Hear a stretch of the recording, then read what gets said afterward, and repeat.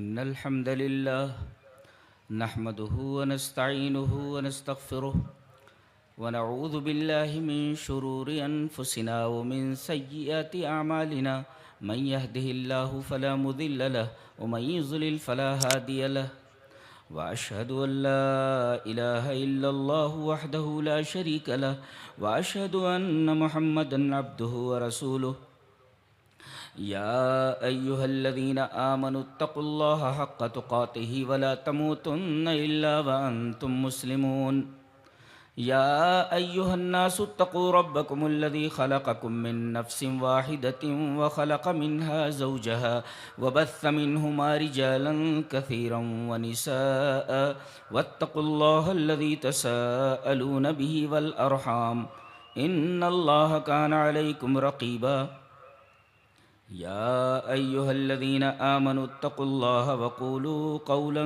سديدا يصلح لكم أعمالكم ويغفر لكم ذنوبكم ومن يطع الله ورسوله فقد فاز فوزا عظيما أما بعد فإن خير الحديث كتاب الله وخير الهدي هدي محمد صلى الله عليه وسلم وشر الأمور محدثاتها وكل محدثة بدعة وكل بدعة ضلالة الضلالة في النار أعوذ بالله من الشيطان الرجيم بسم الله الرحمن الرحيم وما أرسلنا من قبلك من رسول إلا نوحي إليه أنه لا إله إلا أنا فاعبدون.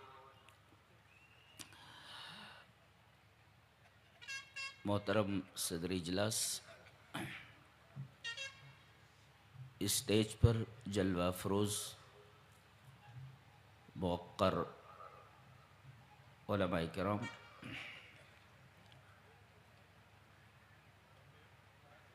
بزرگوں، نوجوان بھائیوں، پیارے بچوں، پردہ نشین ماں اور بہنوں، خطاب کا عنوان ہے معاشرے کی اصلاح میں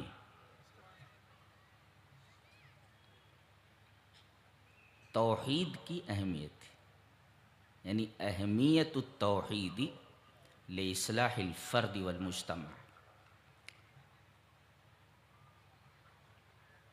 معاشرے کی اصلاح میں عقیدہ توحید کیا رول ادا کرتا ہے، اس موضوع پر ہمیں گفتگو کرنی ہے. لفظ توحید یہ عربی میں باب تفعیل کا مصدر ہے. وحد یوحد توحید فہو موحد. توحید کا مطلب ہوتا ہے جعل الشیء واحدا، کسی چیز کو ایک کرنا. دیٹ از کالڈ توحید لغتاً. اصطلاحاً توحید کسے کہتے ہیں؟ وہ ایک حدیث میں، اچانک میری نظر اس حدیث پر پڑی، بہت مزہ آیا.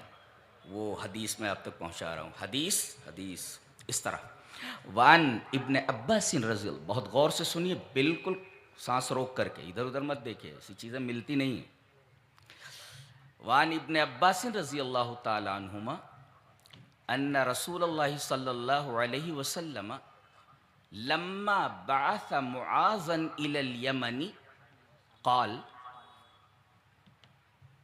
انك تقدم على قوم اہل الكتاب. قالا پر فے نہیں ہے اس لیے کہ لما کے جواب پر فے نہیں آتا، اور تقدم قدیم یقدم، انک تقدم علی قوم اہل الکتاب، قوم سے بدل واقع ہے، لہذا دونوں کا اعراب ایک ہی ہے، مبدل منہ بدل کر. پھر سے پڑھتے ہیں. وعن ابن عباس رضی اللہ تعالی عنہما ان رسول اللہ صلی اللہ علیہ وسلم لما بعث معاذا الى اليمن قال انک تقدم علی قوم اہل الکتاب فلیکن اول ما تدعوهم الیہ عبادۃ اللہ عز وجل فاذا عرفوا اللہ فاخبرهم ان اللہ تعالی فرض 5 صلوات فی یومہم ولیلتہم فاذا فعلوا فاخبرہم ان اللہ قد فرض علیہم زکاۃ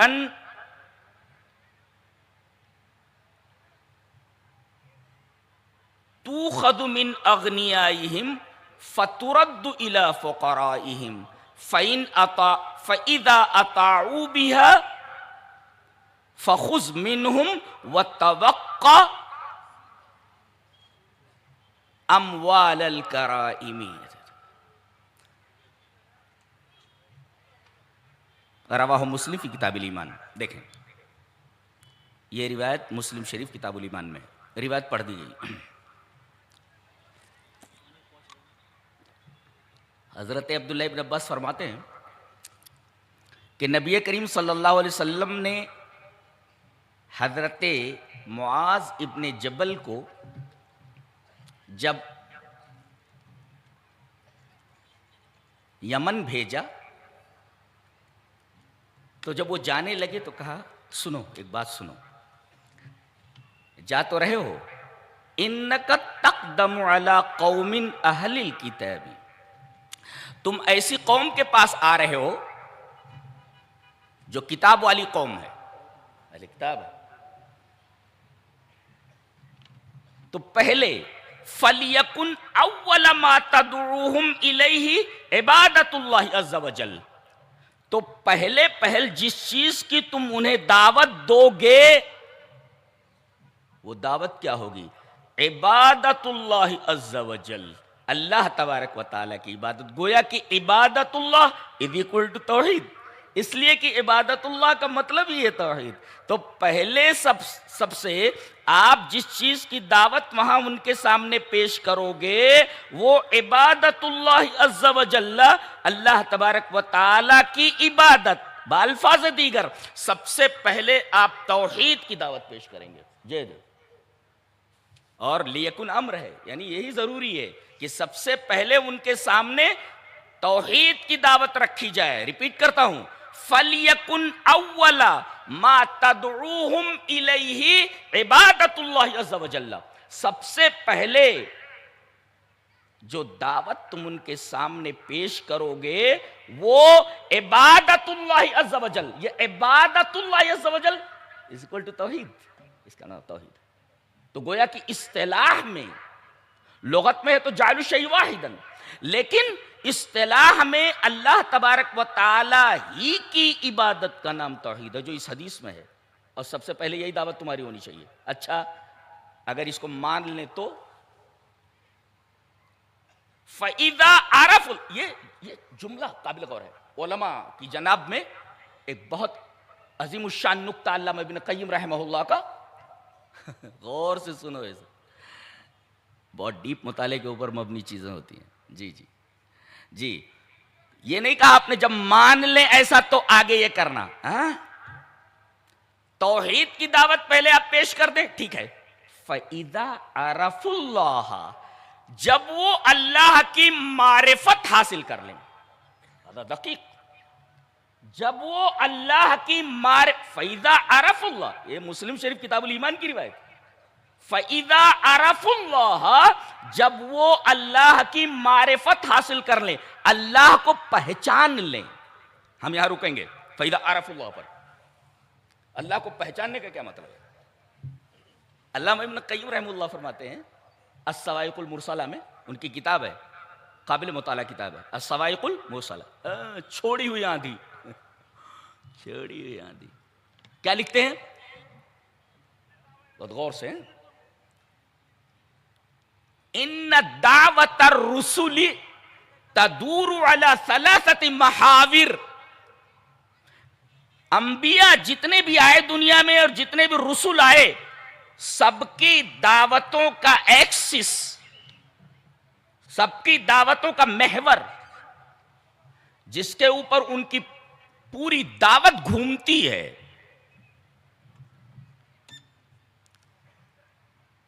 وہ 3 چیزیں. جی تمام رسولوں کی دعوت جن چیزوں کے جن محوروں کے اوپر گھومتی ہے، جس ایکسس کے اوپر، وہ تین ہے، علی ثلاثت محاور. مضبوطی سے اس کو پکڑیں جی.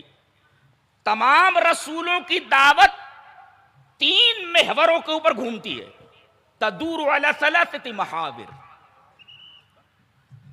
پہلی چیز یہ ہے تعریفہم مخلوقاتہ باسماء اللہ و صفاتہ و افعالہ. سب سے پہلے پہچنوائیں، تعریف کا مطلب ہوتا پہچنوانا، پہچنوائیں اللہ کے نام کو، اللہ کی صفات کو، اللہ اس کے افعال کو. یہ بہت گہری بات ہے جی. تو پہلی بات تو یہی ہے، ایک پہلا محور یہ ہے کہ پہلے لوگوں کو یہ پہچنوائیں تمام مخلوقات کو، تعریفہم مخلوقات ہی، یعنی اللہ کی جتنی بھی مخلوقات ہیں تمام لوگوں کو پہلے یہ پہچنوائیں کیا، باسماء اللہ و صفاتہ و افعالہ. اللہ کی صفات بتائیں. صفات بتائیں کیا مطلب؟ صفات بتائیں. آئیے ایک حدیث دیکھ لیتے ہیں. حدیث اس طرح، وان ابن عباس رضی اللہ تعالی عنہما ان النبی صلی اللہ علیہ وسلم قال لما اغرق اللہ فرعون قال آمنت انه لا الہ الا الذی آمنت به بنو اسرائیل. فقال جبریل یا محمد فلو رأیتنی وانا آخذ من حال البحر فأدسه في فيه مخافة ان تدركه الرحمة. رواہ الترمذی فی کتاب تفسیر القرآن. حضرت امام ترمذی رحمہ اللہ اس پوری حدیث کو ایسے ہی ترمذی شریف کتاب و تفسیر القرآن میں لائے، سورہ یونس کی اس آیت کی تفسیر میں. کان کھول لیں، بہت بہترین حدیث ہے. شعیب ارناؤت نے اس حدیث کو صحیح کہا ہے، علامہ البانی نے اس حدیث کو صحیح کہا جی. حضرت عبداللہ ابن عباس فرماتے ہیں کہ نبی اکرم صلی اللہ علیہ وسلم نے ارشاد فرمایا کہ جب اللہ تعالی فرعون کو غرق کرنے لگا، لما اغرق اللہ فرعون، جب اللہ فرعون کو غرق کرنے لگا، وہ یہی کہتا تھا نا، یہ مصر ہے اور میرے نیچے جو یہ نہریں بہ رہی ہیں، اسے پانی کے اوپر بڑا ناز تھا. اللہ نے کہا اچھا یہ نہریں تیری ہیں، چل تجھے پانی ہی میں ڈبو دیتے ہیں، پانی ہی میں ڈبو دیتے. پوری زندگی ظلم کرتا رہا فرعون. یہ ظلم کا استعارہ ہے جی. جب فرعون بولا جاتا ہے تو ذہن میں کیا آتا ہے؟ دنیا کا سب سے بڑا ظالم آدمی جس نے اپنی بیوی کو ایسی اذیتیں دی ہیں، اللہ کہ رونگٹے کھڑے ہو جاتے ہیں. تو گویا کہ فرعون یہ ظلم کا استعارہ ہے، زندگی بھر یہ ظلم کرتا رہا. اور یہی نہیں بلکہ اللہ کے حق میں بھی ظلم کا ارتکاب کرتا رہا، یہ کہتے ہوئے موسیٰ تم کس رب کی بات کرتے ہو؟ انا ربکم الاعلی. سب سے پہلے تو یہ اپنی بیوی کو ایک بچہ نہیں دے سکا، اتنا بڑا رب تھا. یہ کہتا تھا انا ربکم الاعلی، اور جب ڈوبنے لگا ساری ہیکڑی ہوا ہو گئی. لما اغرق اللہ فرعون، جب اللہ فرعون کو غرق کرنے لگا،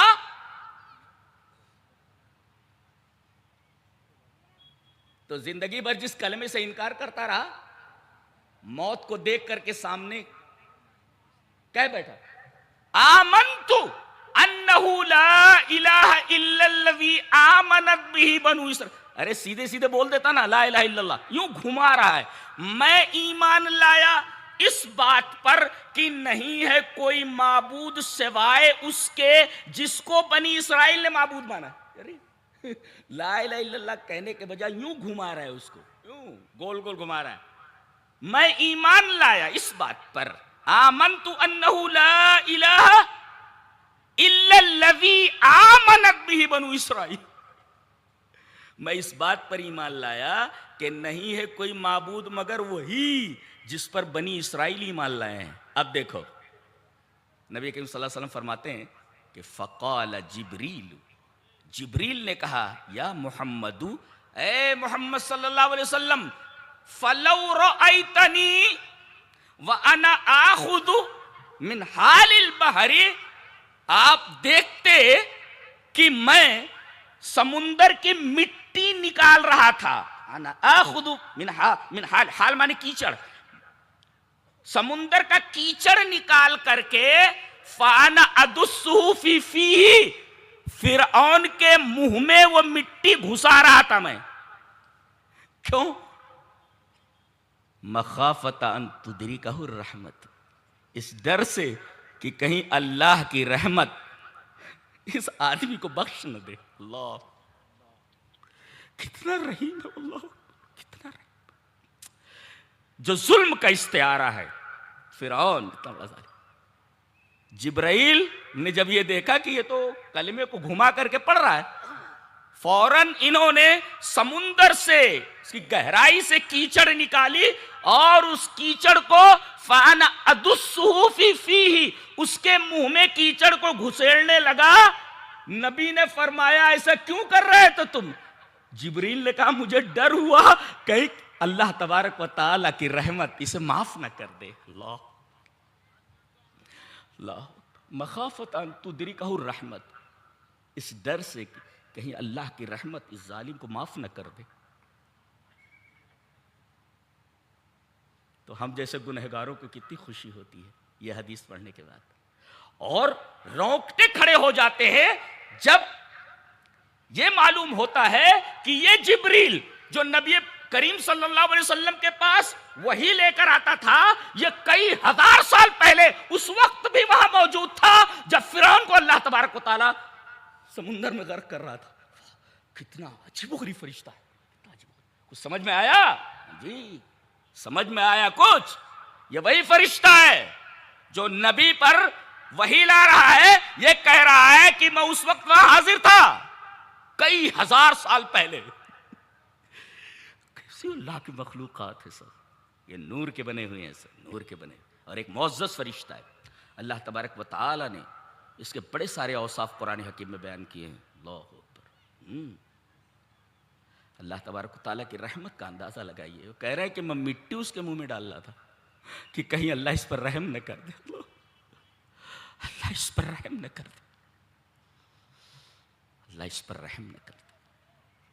تو اللہ تبارک و تعالیٰ کے اسماء اور صفات یہ ان کے سامنے بیان کرو، اللہ کو پہچنواؤ بے اسماء اللہ و صفاتہ، اللہ کے ناموں اور اس کی صفات کے ذریعے بتاؤ کہ اللہ کیسا ہے، اللہ کیا ہے، کتنا رحیم ہے۔ دیکھو یہ اس کی صفت بیان کی، رحمت کی انتہا ہے، رحمت کی انتہا، ظلم کے استعارے کو معاف کرنے کی بات آ گئی ہے۔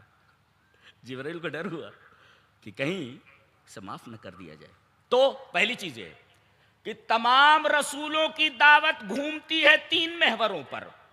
پہلا محور یہ ہے کہ اللہ کی مخلوقات کو تعارف کرایا جائے اللہ تبارک و تعالیٰ کا اس کے ناموں اور اس کی صفات کے ذریعے، کہ اس کی صفتیں کیسی ہیں، وہ کیسی صفات کا حامل۔ اور دوسرے الطریقۃ الموصلۃ الی اللہ، بتائیں کہ وہ راستہ کون سا ہے جس راستے پر چل کر کے بندہ اللہ تک پہنچتا ہے، یہ بتایا جائے۔ جی کہاں اللہ تبارک و تعالیٰ کی رضا تک پہنچتا ہے، یہ بتایا جائے۔ رسول نے بتایا ہے کون سا راستہ۔ چلیے وہ حدیث لے لیتے، حدیث اس طرح، وعن جابر بن عبد اللہ رضی اللہ تعالیٰ عنہ قال كنا عند النبي صلی اللہ علیہ وسلم فخط خطا وخط خطين عن يمينه وخط خطين عن يساره ثم وضع يده في الخط الاوسط فقال هذا سبيل الله ثم تلا هذه الآية وأن هذا صراطي مستقيما فاتبعوه ولا تتبعوا السبل فتفرق بكم عن سبيلي رواہ ابن ماجہ فی کتاب الایمان. حضرت امام ابن ماجہ شریف میں یہ حدیث ایسے ہی کتاب الایمان کے اندر لائے. راوی جیسا کہ معلوم ہوا حضرت جابر بن عبداللہ ہیں. حضرت جابر بن عبداللہ فرماتے ہیں کہ ہم لوگ نبی کریم صلی اللہ علیہ وسلم کے پاس بیٹھے ہوئے تھے, اچانک آپ نے ایک خط کھینچا. He drew a straight line.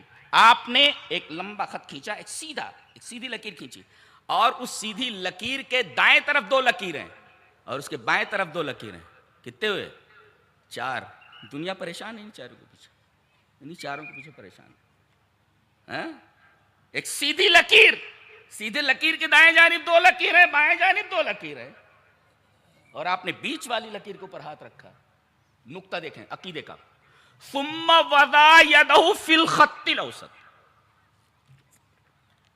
فی کس لیے آتا ہے؟ فی آتا ظرفیت کے لیے, جیسے یہ ہے فی کسی چیز کے اندر داخل کر رہا فی. تو آپ نے اس لکیر کے اندر انگلی ڈال دی. لا لا لا لا لا, فی الخط الاوسط. علی الخط الاوسط کہنا چاہیے تھا نا, فی الخط الاوسط. اس کا مطلب فی کا مطلب اعلی ہوتا ہے, جب یہ عقیدے کے باب میں آئے تھے.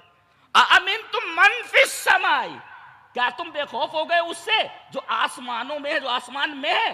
ہاں, آسمان کا مطلب یہاں بلندی ہے, فی جہت العلوی, یہ مطلب ہے وہاں. السماء, اور فی کا مطلب اعلی ہے, اعلی, علی السماء یعنی فی جہت العلو. ثم وضع يده في الخط الاوسط. سمجھ میں آیا؟ چلو چھوڑو جی, ہاں علماء سمجھ گئے جی. ثم وضع يده في الخط الاوسط فقال هذا سبیل اللہ, یہ اللہ کا راستہ ہے. اللہ کا راستہ بولے تو اللہ کا راستہ, یہی راستہ ہے جو اللہ تک پہنچتا ہے. الطریقۃ الموصلۃ الی اللہ ھذا سبیل اللہ هو الصراط المستقیم. تو یہ بتایا جائے کہ وہ کون سا راستہ ہے. پہلے اللہ تبارک و تعالیٰ کا تعارف کرایا جائے اس کے اسماء اور اس کی صفات کے ذریعے, اور دوسرے بتایا جائے کہ وہ راستہ کون سا ہے جو اللہ تبارک و تعالیٰ کی رضا تک پہنچتا ہے.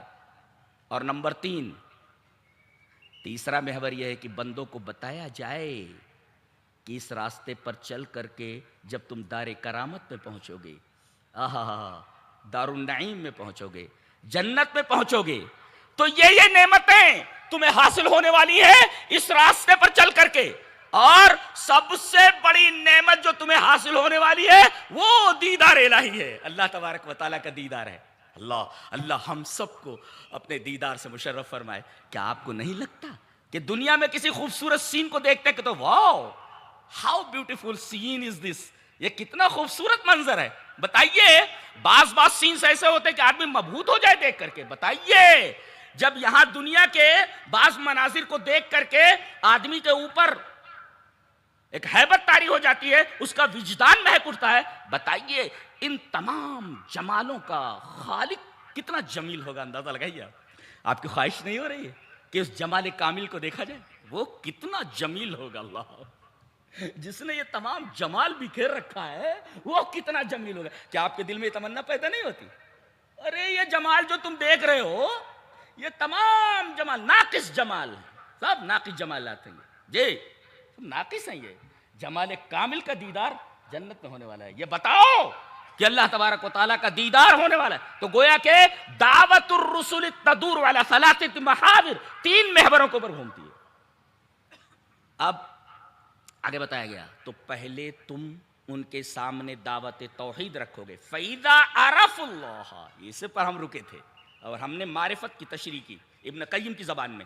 جب وہ اللہ کی معرفت حاصل کر لے تو اب بتاؤ کہ اللہ تعالی نے تمہیں دن اور رات میں فی یومہم و لیلتہم, دن اور رات کے اندر 5 نمازیں فرض کی ہیں. 5 نمازیں فرض کی ہیں. اللہ اکبر. اب دیکھیں, تمام عبادات میں سب سے اعلیٰ قسم کی عبادت, اعلیٰ عبادت نماز ہے, لیکن وہ توحید کے بعد ہے.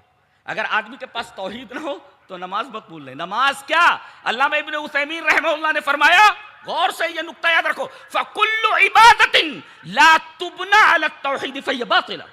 ابن عثیمین فرماتے ہیں کوئی بھی عبادت ہو اگر اس کی اساس میں توحید نہیں ہے تو ساری کی ساری عبادتیں باطل ہیں. یہ اصول بتایا انہوں نے, فَكُلُّ عِبَادَةٍ لَا تُبْنَى عَلَى التَّوْحِيدِ فَهِيَ بَاطِلَةٌ.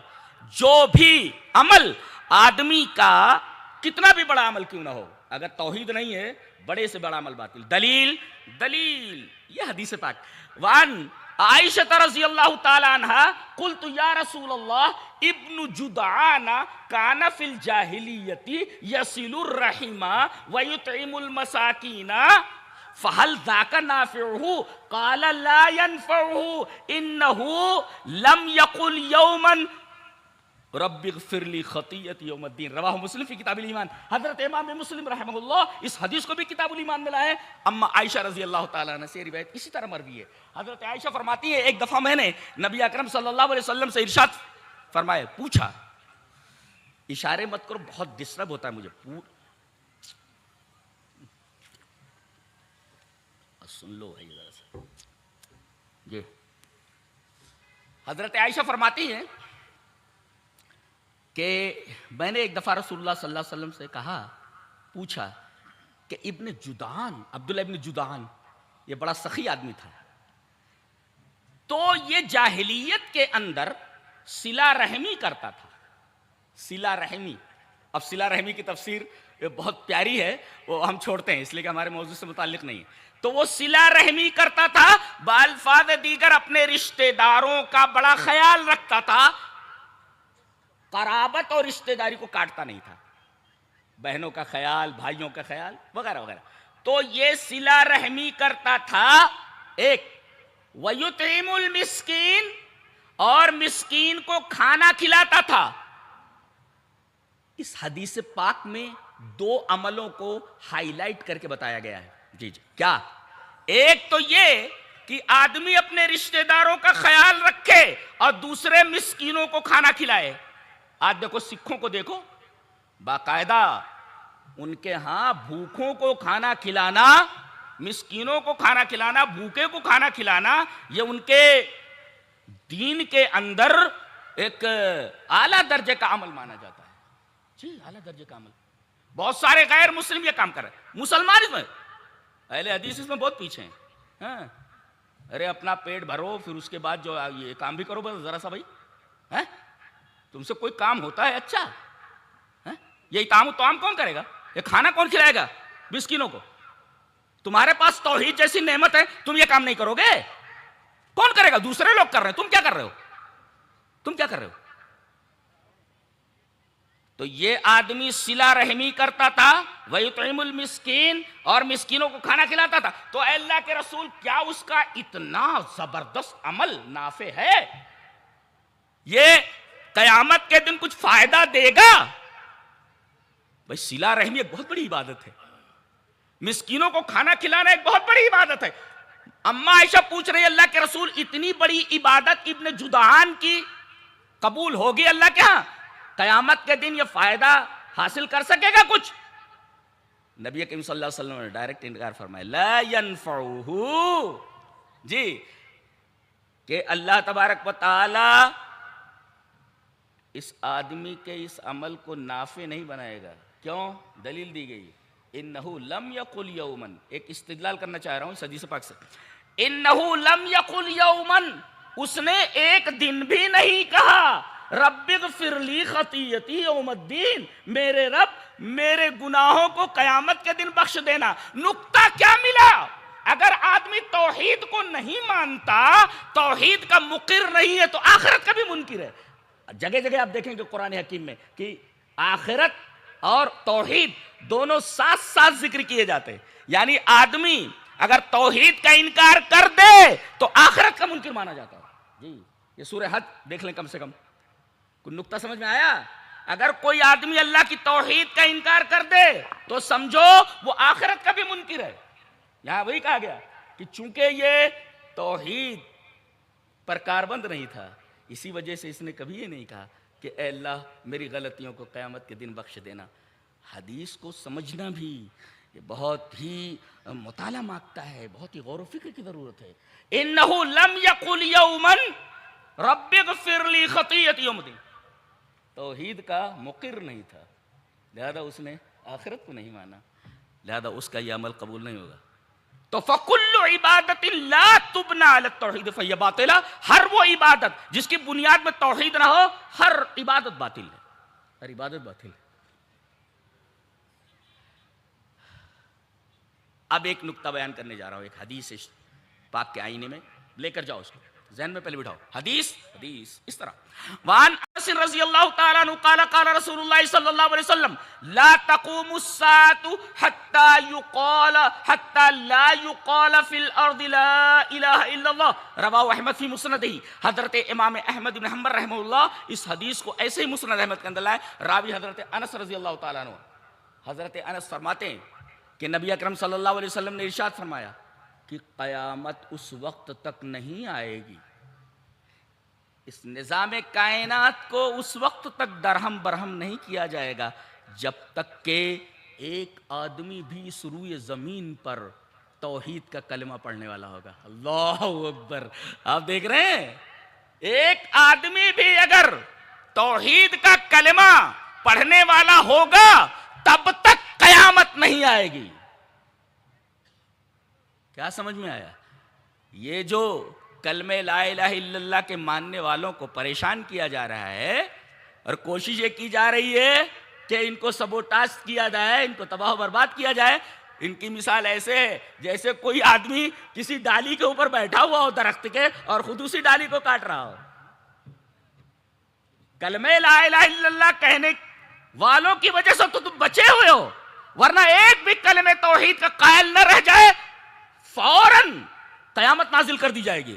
تم جو کھا رہے ہو، مزے اڑا رہے ہو، دنیا میں اللہ کی نعمتوں کو برت رہے ہو، یہ صدقہ ہے کلمہ لا الہ الا اللہ کہنے والوں کا ہے. جی اس وجہ سے بچے ہوئے ہو. احترام کیا جائے کلمہ لا الہ الا اللہ پڑھنے والوں کا. کتنی عجیب و غریب حدیث ہے، میں نے عجیب و غریب استدلال کیا ہے. پھر سے حدیث کو پڑھتا ہوں. ان انس رضی اللہ تعالی عنہ قال قال رسول اللہ صلی اللہ علیہ وسلم لا تقوم الساعة حتى لا يقال في الارض لا الہ الا اللہ رواہ احمد فی مسندہ. حضرت انس فرماتے ہیں کہ رسول اکرم صلی اللہ علیہ وسلم نے ارشاد فرمایا کہ قیامت اس وقت تک نہیں آئے گی جب تک کہ اس روئے زمین کے اوپر کوئی ایک بھی لا الہ الا اللہ کا پڑھنے والا ہوگا. گویا کہ لا الہ الا اللہ کا پڑھنے والا جب تک اس روئے زمین پر موجود ہے قیامت نازل نہیں ہوگی. ایک بھی کلمہ توحید پڑھنے والا نہیں ہوگا. حکم ہوگا اسرافیل کو کہ سور میں پھونک ڈال دیا جائے، سور میں پھونک ڈال دیا جائے اور نظام عالم درہم برہم کر دیا جائے. یہ ہے کلمہ لا الہ الا اللہ کا پاور اور یہ ہے توحید. تو گویا کہ معاشرے کی اصلاح کی بات کرتے ہو، اصلاح تو چھوڑو، پوری دنیا کے افراد اور پوری دنیا کے معاشرے بچے ہوئے ہیں کلمہ لا الہ الا اللہ. اصلاح تو چھوڑو، ان کی بقا منحصر ہے کلمہ لا الہ الا اللہ کے اوپر، کہنے والوں کے اوپر.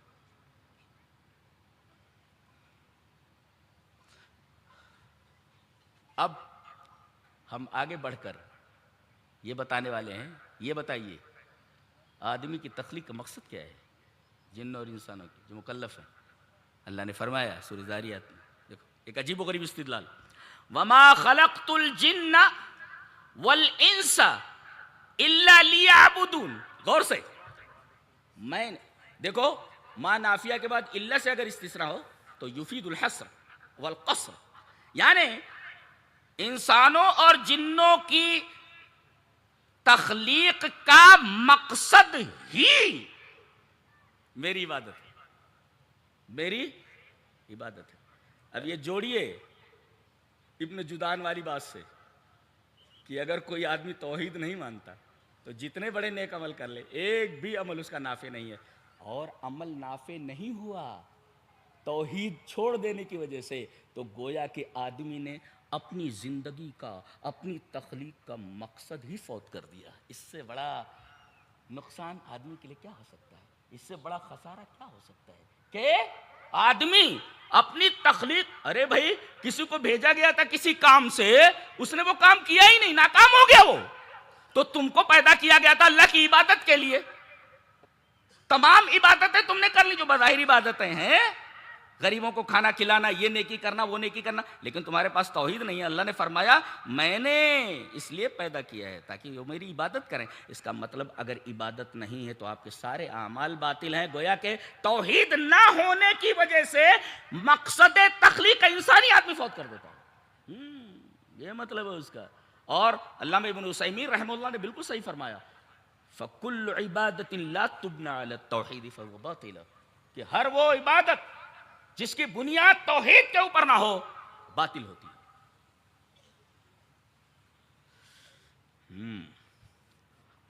ایک اور خوبصورت استدلال دیکھیں، بہت پیارا استدلال ہے، اصلاح معاشرہ کا تعلق توحید سے. ذہن میں بٹھاؤ، حدیث پڑھتے ہیں پہلے. حدیث اس طرح. وان ابی الزبیر حدثنا جابر بن عبد الله رضی اللہ تعالی عنہ قال سمعت رسول اللہ صلی اللہ علیہ وسلم یقول من لقی اللہ لا یشرک به شیئا دخل الجنہ ومن لقیہ یشرک به دخل النار. رواہ مسلم فی کتاب الایمان. حضرت امام مسلم رحمہ اللہ اس حدیث کو بھی کتاب الایمان میں لائے. ترجمہ کروں. حضرت جابر بن عبداللہ فرماتے ہیں کہ میں نے جناب محمد الرسول اللہ صلی اللہ علیہ وسلم کو بیان فرماتے سنا. غور سے ہیں. من لقی اللہ لا یشرک به شیئا دخل الجنہ. جو آدمی اللہ سے اس حال میں ملاقات کرے. ایک نکتہ تو یہ ملا، تم کہیں بھی رہو، کیسی بھی زندگی گزارو، کفر کے ساتھ، شرک کے ساتھ، کسی بھی عمل کے ساتھ، ایک دن رب کے سامنے حاضر ہونا ہے. بھاگ کر نہیں جا سکتے کہیں، کہیں نہیں جا سکتے بھاگ کر، رب کے سامنے حاضر ہونا ہے. Sure, you have to go there. جی حاضر ہونا ہی ہے وہاں، بھاگ نہیں سکتے کہیں. تو اللہ کے رسول صلی اللہ علیہ وسلم کو میں نے یہ فرماتے سنا ہے کیا؟ من لقی اللہ لا یشرک به شیئا. جو آدمی اللہ سے ملاقات کرے اس حال میں کہ اس کے ساتھ اس نے شرک نہ کیا ہو، تو ایک تو ملاقات ضروری ہے، ملاقات ضروری ہے، اور ہر ایک کو رب کے سامنے حاضر ہونا ہے، ملاقات کرنا، پہنچنا ہے وہاں پر. اگر شرک کر کے نہیں گیا ہے اور ملاقات ہوئی، دخل الجنہ، اللہ اسے جنت میں داخل کرے گا. اچھا اب دیکھو، وَمَن لَقِيَهُ يُشْرِكُ بِهِ. اور جو اللہ سے اس حال میں ملاقات کرے کہ اس سے شرک کر رہا ہے اس کے ساتھ، تو دخل النار. رواہ مسلم فی کتاب الایمان. جہنم میں داخل ہوگا. استدلال دیکھیں، استدلال ایک شارح اس کا استدلال کرتا ہے کتنا بڑا، ذہن میں بٹھاؤ اس کو.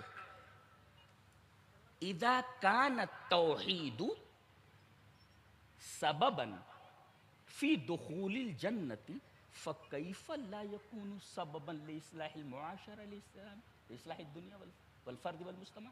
یہ استدلال کہ اگر توحید سبب ہے کسی کو جنت میں داخل کرنے کا، تو جنت تو بہت بڑی چیز ہے، تو جب جنت میں داخل کرنے کا سبب اگر توحید ہے، تو کیا وہ سبب نہیں بن سکتا معاشرے کی اصلاح کی؟ پکڑو اس کو، یہ دلیل پکڑو. اذا كان التوحید سببا فی دخول الجنہ فکیف لا یکون سببا لاصلاح المعاشرہ لاصلاح المجتمع والفرد. یہ نکتہ ایک شارح نے ذکر کیا ہے، جس کو میں نے اسی کی زبان میں پیش کر دیا عربی میں. ایک حدیث پڑھی گئی، اس حدیث سے یہ استدلال کیا گیا. ایک اور فائدہ، ایک ہوتا ہے کوئی آدمی عمل کرے تو اس عمل کا فائدہ اسے پہنچتا ہے. بڑی گہری بات کہنے جا رہا ہوں، لے کر کے جاؤ. اسلام کا فلسفہ پیش کیا جا رہا ہے، گہرا ہے. ایک آدمی ہوتا ہے، وہ کوئی نیک عمل کرتا ہے تو اس عمل کا فائدہ اسے پہنچتا ہے. توحید ایک ایسی چیز ہے کہ آدمی کو توحید کا فائدہ تو موحد کو پہنچتا ہی ہے، اس کا فائدہ دوسرے گنہگار کو بھی پہنچ جاتا ہے. گویا کہ توحید لازم ہی نہیں، بطرز نحو متعدی ہے. دلیل یہ حدیث پاک. وعن ابن عباس رضی اللہ تعالی عنہما قال سمعت رسول اللہ صلی اللہ علیہ وسلم یقول ما من مسلم يموت فيقوم على جنازته 40 رجلا لا یشرکون باللہ شیئا الا شفعوا فیہ، رواہ ابو داؤد فی کتاب الجنائز۔ حضرت امام ابی داؤد رحمہ اللہ اس حدیث کو ایسے ہی ابو داؤد شریف کتاب الجنائز کے اندر لائے، راوی حضرت عبداللہ ابن عباس ہیں۔ حضرت عبداللہ ابن عباس فرماتے ہیں کہ میں نے جناب محمد رسول اللہ صلی اللہ علیہ وسلم کو یہ بیان فرماتے سنا کہ کوئی گنہگار، کوئی مسلمان مر جائے، ما من مسلمی یموت، کوئی بھی مسلمان مر جائے اور گنہگار ہو، فَيَقُومُ عَلَى جَنَازَتِهِ 40 رَجُلًا، اور اس کے جنازے میں 40 ایسے آدمی شریک ہو جائے کہ لا یشرکون باللہ شیئا، جو پکے موحد ہوں، توحید والے ہوں، جو اللہ کے ساتھ کچھ بھی شرک نہیں کرتے، تو اللہ ان کی سفارش کو قبول کر لیتا ہے۔ کون سی سفارش کرتا ہے؟ کن کن کو دعا یاد ہے وہ؟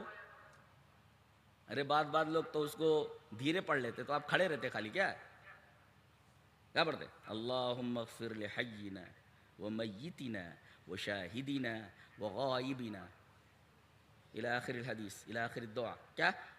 اے اللہ ہمارے زندے کو بخش دے، ہمارے مردے کو بخش دے۔ تو یہ سفارش کی جا رہی ہے نا اس کے تعلق سے، تو یہ جو سفارش کی اللہ شف، اسی وجہ سے لفظ شفاعت استعمال کی گئی جی۔ تو یہ جو سفارش کر رہا ہے دعا کرنے والا، اس کی سفارش قبول کر لی جاتی ہے۔ یہ کون ہے بھائی؟ یہ وہ آدمی ہیں 40 جو شرک نہیں کرتے اللہ کے ساتھ، تو ان کے شرک نہ کرنے کا فائدہ انہیں تو خود پہنچ ہی رہا ہے کہ جنت میں داخل ہونے والے ہیں اس حدیث کے تحت کہ من لقی اللہ لا یشرک بہ شیئا دخل الجنہ۔ یہاں دیکھیے اس توحید کا فائدہ ایک گنہگار مردے کو پہنچ رہا ہے کہ 40 ایسے آدمی اس کی نماز جنازہ میں شریک ہو جائے، نماز جنازہ پڑھنے، جو شرک نہ کرتے ہوں، تو ان کی اس توحید کا فائدہ اس گنہگار میت کو پہنچ جائے کہ اللہ ان کی سفارش قبول کر لیتا ہے۔ یہ ہے توحید کا پاور۔ تو گویا کہ وہ لازمی نہیں، متعدی ہے، وہ دوسروں کو بھی فائدہ پہنچاتی ہے توحید۔ اسی وجہ سے تمام لوگوں کو یہ ضروری ہے کہ اپنے بچوں کو پہلے توحید سکھائیں، توحید۔ اور نبی کریم صلی اللہ علیہ وسلم کو اسوہ بھی اس سلسلے میں موجود ہے۔ دلیل یہ حدیث پاک۔ آج ہم نے مفسر قرآن حضرت عبداللہ ابن عباس رضی اللہ تعالیٰ عنہما کی روایتیں پیش کی جی، اس لیے کہ ہمیں تفسیر سے خصوصی دلچسپی ہے، اور مفسر قرآن تمام صحابہ کرام میں ایک ممتاز حیثیت ہے حضرت عبداللہ ابن عباس کی تفسیر قرآن کے تعلق سے کہ نبی کریم صلی اللہ علیہ وسلم کی دعا ان کے لیے ہے۔ لہذا عبداللہ ابن عباس کی روایت ہم پھر پیش کر رہے ہیں۔ حدیث اس طرح، وعن عبداللہ ابن عباس رضی اللہ تعالی عنہما قال كنت خلف رسول اللہ صلی اللہ علیہ وسلم یوما فقال یا غلام انی اعلمک کلمات احفظ اللہ یحفظک، احفظ اللہ تجدہ تجاہک، وعلم ان الامت لو استمعت على ان ينفعوك بشيء لم ينفعوك بشيء الا قد كتبه الله لك، ولو استمعوا على ان يضروك بشيء لم يضروك بشيء الا قد كتبه الله عليك، رفعت الاقلام وجفت الصحف، رواہ الترمذی فی ابواب صفۃ القیامہ۔ حضرت امام ترمذی رحمہ اللہ اس حدیث پاک کو ابواب صفۃ القیامہ میں لائے ہیں، راوی حضرت عبداللہ ابن عباس ہیں۔ حضرت عبداللہ ابن عباس فرماتے ہیں کہ ایک دفعہ میں نبی کریم صلی اللہ علیہ وسلم کے پیچھے گدھے کے اوپر بیٹھا ہوا تھا۔ کوئی پوچھے، اہل حدیث ہر بات میں دلیل مانگتا ہے، یہ لاؤ دلیل لاؤ، یہ لاؤ دلیل لاؤ، یہ بتاؤ کہ موٹر سائیکل کے پیچھے کوئی آدمی بیٹھ سکتا ہے، اس بات کی دلیل لاؤ، بیٹھنا جائز ہے کہ نہیں؟ یہ دیکھو حضرت عبداللہ ابن عباس نبی کریم صلی اللہ علیہ وسلم کے پیچھے گدھے پر بیٹھے ہوئے، گدھی بھی سواری ہے اور موٹر سائیکل بھی سواری ہے۔ ہذا استدلال جی کنتو جی خلف رسول اللہ صلی اللہ علیہ وسلم، یہاں تک کہ میں نے یہ ٹینٹ لگانا اس کو بھی میں نے ثابت کیا۔ وہ دیکھو نیٹ کے اوپر ایک تقریر پڑی ہوئی ہے، نبی کریم صلی اللہ علیہ وسلم کا خطبہ حجۃ الوداع یہ ہے، تقریباً 13 منٹ تک میں نے وہ پورا خطبہ منہ زبانی بیان کیا، اللہ اکبر۔ اس میں احناف علماء بھی تھے اور انہوں نے الحمدللہ دانتوں میں انگلیاں دے لی، 13-14 منٹ تک مکمل خطبہ عربی میں جی۔ اس میں نے کہا کہ نبی کریم صلی اللہ علیہ وسلم جہاں کھڑے ہوئے ہیں ایک اونٹنی پر ہیں جی، اونٹنی پر آپ خطبہ دے رہے ہیں تو یہ تو اسٹیج ہو گیا، اور ایک صاحب اس میں آپ دیکھیے کہ وہ سایہ کیے ہوئے ہیں جی، تو کون سی ایسی بات ہے جو قرآن اور حدیث سے ثابت نہیں ہے؟ اب دیکھیے یہاں موٹر سائیکل کے پیچھے کوئی بیٹھ سکتا ہے؟ کنت خلف رسول اللہ صلی اللہ علیہ وسلم، میں رسول اللہ صلی اللہ علیہ وسلم کے پیچھے تھا، گدھے پر بیٹھا ہوا ہے۔ ایک دن آپ نے فرمایا یا غلام، بچے ایک دفعہ یہ رات کا عمل دیکھنے گئے تھے جی، اپنی خالہ میمونہ کے پاس پہنچے اور کہا کہ اماں، حضرت میمونہ ان کی خالہ ہے، کہا کہ آج میں یہ رہوں گا۔ کہا کہ بولے میں نبی کریم صلی اللہ علیہ وسلم کا عمل دیکھنا چاہتا ہوں، رات میں کیا کرتا ہے۔ اے ہے کیا ماحول تھا نبی کریم صلی اللہ علیہ وسلم، ایک بچہ پیارے نبی جناب محمد رسول اللہ صلی اللہ علیہ وسلم کا رات کا عمل دیکھنا چاہ رہا ہے، اس کو تو موبائل سے فرصت نہیں۔ بے پاگل کہیں کا، کیا کر رہا ہے اس میں گھسا ہوا، نالائق کہیں کا۔ ایک صاحب نے پوچھا کہ اصحاب کہف میں اور آج کل کے نوجوانوں میں کیا فرق ہے؟ میں نے کہا کہ اصحاب کہف وہ تھے جنہوں نے دین کے لیے دنیا کو چھوڑ دیا، اور آج کل کے نوجوان انہوں نے دنیا کے لیے دین کو چھوڑ دیا۔ یہ دیکھیے اس لیے کہ تربیت نہیں ہوئی نا، یہ تربیت ہے۔ دیکھو کہا کہ ٹھیک ہے، اب یہ سوتے بن گئے، سوئے تو لیکن سو نہیں رہے تھے، ناما نہیں تناوما، سوتے بن گئے تھے۔ نبی کریم جاگ رہے تھے، نبی کریم صلی اللہ علیہ وسلم فرمایا نام الغلیم، یہاں غلام ہو، بچہ با سوئے گوا، بچہ با سوئے گوا۔ ایک ہوتا ہے بچہ سو گیا تو نام الغلام، اور بچہ با سوئے گوا نام الغلیم، تصغیر غلام کی جی، نام الغلیم، بچہ با سوئے گوا، لڑکا با سوئے گوا، تو نام الغلیم، لڑکا سو گیا، لڑکا سو گیا، پیار سے ہوتا ہے نام الغلیم، غلام کی تصغیر ہے، پیار سے کہا جاتا ہے جی۔ اور یہ جاگ رہے تھے، جیسے نبی کریم صلی اللہ علیہ وسلم تہجد کے لیے کھڑے ہوئے، یہ غلط سمت میں آ کر کھڑے ہو گئے۔ نبی کریم صلی اللہ علیہ وسلم کے کان پکڑا اور دائیں طرف کر لیا، اس لیے کہ امام بائیں طرف ہوتا ہے نا۔ کس طرف ہوتا ہے؟ دائیں کی بائیں؟ اور لگے رہو اسی میں، لگے رہو، آتا جاتا کچھ نہیں، لگے رہو موبائل۔ دین نہیں سیکھنا علماء سے، جڑو علماء سے۔ اب ان کو ایک تو سمجھایا کہ امام کس طرف کھڑا ہوتا ہے، یہ بچے کو مسئلہ معلوم ہو کہ زندگی میں نہیں بھولے گا، زندگی میں نہیں بھولتا، عمل ہے یہ، عمل زندگی میں نہیں بھولے گا کہ کان پکڑ کے کس طرف کھڑا کیا گیا ہے۔ یہاں ہے نام الغلیم، یہاں کیا ہے یا غلام، پیچھے بیٹھے ہوئے سواری پر۔ کبھی حضرت ممونہ سے مروی اس روایت کو میں اس کی شرح کروں گا انشاءاللہ، بہت پیاری حدیث ہے تہجد کے تعلق سے۔ کتنے لوگ ہیں تہجد پڑھتے ہیں؟ کہاں تہجد پڑھتا ہے؟ تہجد کی فضیلت بیان کر دور جاؤ یہیں پر۔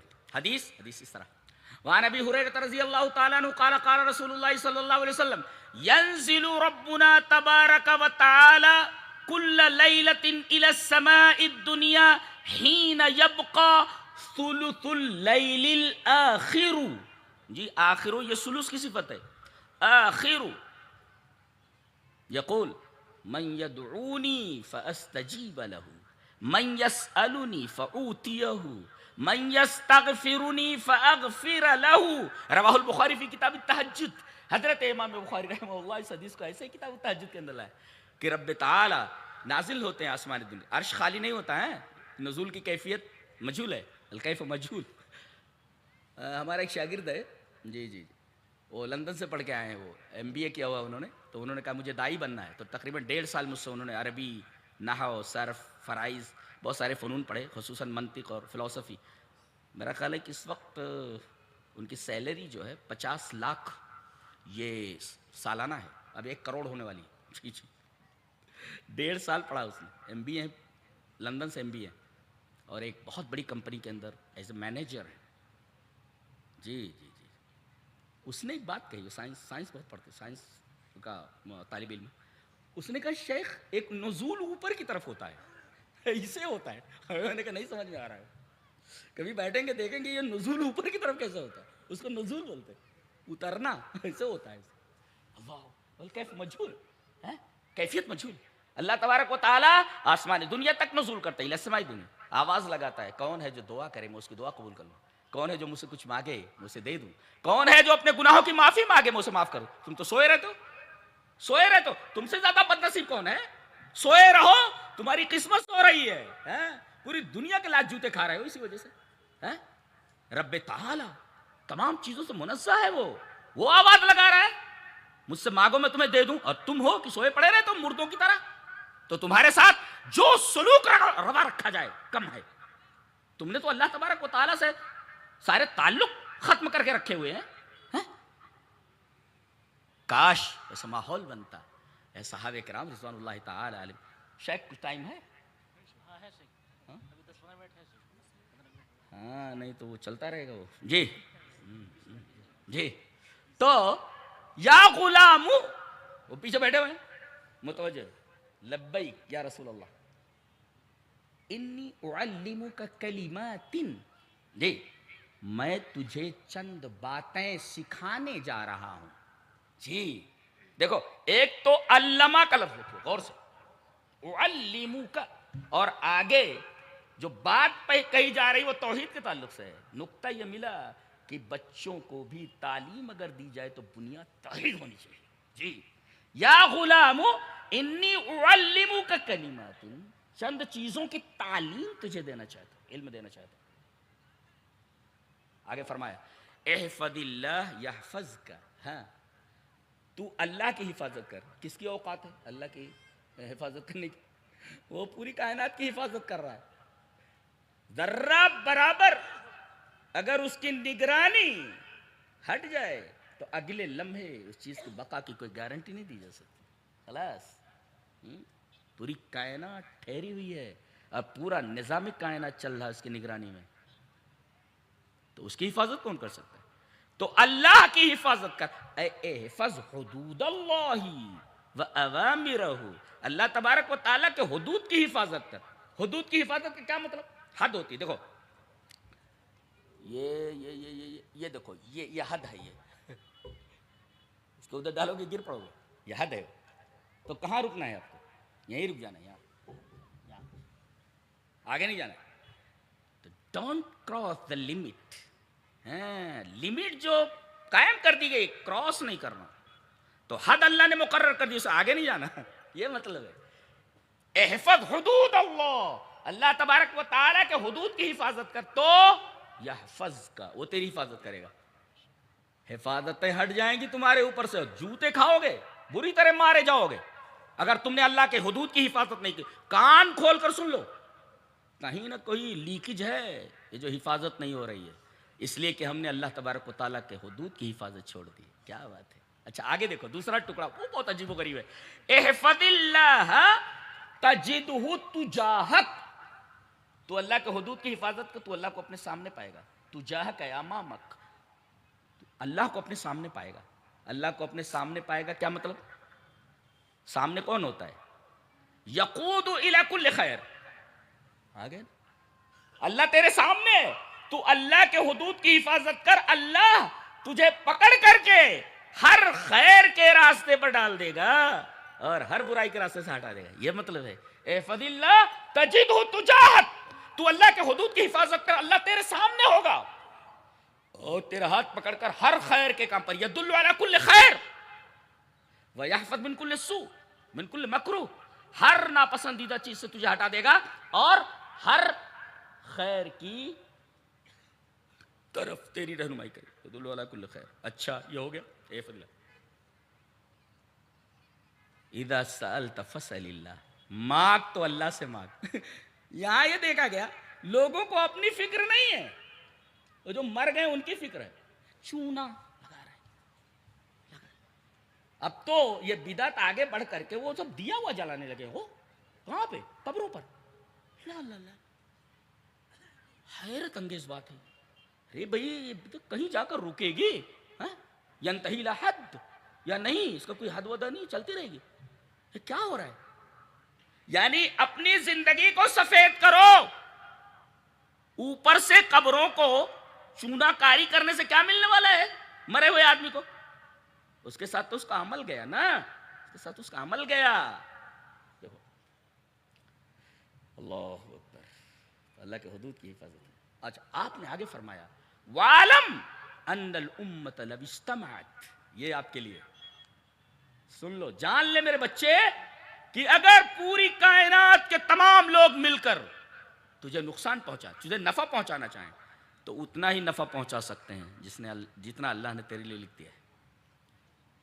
اور اگر سارے دنیا کے لوگ مل کر کے تجھے نقصان پہنچانا چاہیں تجھے نقصان نہیں پہنچا سکتے مگر اتنا ہی جتنا اللہ نے تیرے خلاف لکھ دیا ہے. رفعت الاقلام، قلمیں اٹھا لی گئی، وجفت الصحف، صحیفے سوکھ گئے. اب کسی چیز کی ضرورت نہیں، اللہ وقت نہیں، ورنہ رفعت الاقلام اور جفت الصحف کو مقادیر کے تناظر میں سمجھا تھا میں، اس کے پرسپیکٹو میں. کیا مطلب ہے رفعت الاقلام اور جفت الصحف کا؟ تو ایک تو یہ فرمایا گیا کہ مانگ تو اللہ سے مانگ. وَإِذَا اسْتَعَنْتَ فَاسْتَعِنْ بِاللَّهِ، مدد طلب کر تو صرف اللہ سے. یہاں دیکھو مسجد خالی ہے اور آستانے آباد ہیں کہ یہاں نہیں ملتا وہاں ملتا ہے. کہاں جا رہے ہو؟ اَيْنَ تَذْهَبُونَ، کہاں جا رہے ہو بھائی؟ جہاں ملتا ہے وہاں کہتے ہو ملتا نہیں، اور جہاں نہیں ملتا وہاں جا رہے ہو کہتے ہو کہ ملتا ہے یہاں. اِذَا سَأَلْتَ فَاسْأَلِ اللَّهِ، یہ نبی بچے کو بتا رہے ہیں جب مانگ تو اللہ سے مانگ اور مدد مانگ تو صرف اللہ سے مانگ. اور یہ تصور دیا گیا ہے کائنات کی کوئی طاقت تمہیں نقصان نہیں پہنچا سکتی، اس لیے کہ اللہ تمہارے ساتھ ہے. وہی جو فیصلہ کرے گا وہی ہوگا. اللہ کے فیصلے کے اندر کوئی دخل اندازی نہیں کر سکتا. نقطہ یہ ملا کہ بچپن ہی سے اپنے بچوں کو توحید کی تعلیم دیں تاکہ یہ بچے دیکھو. اب وہ کتنا ٹائم ہے جی چلیے وہ حدیث پڑھ لیتے ہیں. حدیث اس طرح وعن ابی ہریرہ رضی اللہ تعالی عنہ عن النبی صلی اللہ علیہ وسلم قال سبعۃ یظلهم اللہ فی ظلہ یوم لا ظل الا ظلہ الامام العادل والشاب نشأ في عبادة الله ورجلان تحابا في الله اختلفا وتفرقا عليه، اجتمع عليه وتفرقا عليه. ورجل دعته امرأة ذات منصب وجمال فقال إني أخاف الله. ورجل تصدق بصدقة حتى لا تعلم يمينه ما تنفق شماله. کبھی کبھی ایسا الٹا ہے، دائنے ہاتھ نے خرچ کیا بائیں ہاتھ میں، یہ سب الٹا ہے. مسلم کتاب الزکاۃ جو روایت میں پڑھ رہا ہوں. ورجل ذکر اللہ خالیا ففاضت عیناہ، رواہ مسلم فی کتاب الزکاۃ. حضرت امام مسلم رحمہ اللہ اس حدیث کو ایسے کتاب الزکاۃ میں لائے. راوی حضرت ابو ہریرہ ہیں. حضرت ابو ہریرہ فرماتے 7 آدمی ایسے ہوں گے جو اللہ کے عرش کے سائے کے نیچے ہوں گے. جی اس میں ایک ہے انصاف کرنے والا حاکم، اور دوسرا وشاب نشأ فی عبادت اللہ. دیکھو وشاب، ایسا نوجوان جو اللہ کی عبادت میں پلا بڑا ہو. اے تربا و نما فی طاعت اللہ و عبادتی. ایسا بند کر دیا جائے. وآخر دعوانا الحمد للہ رب العالمین.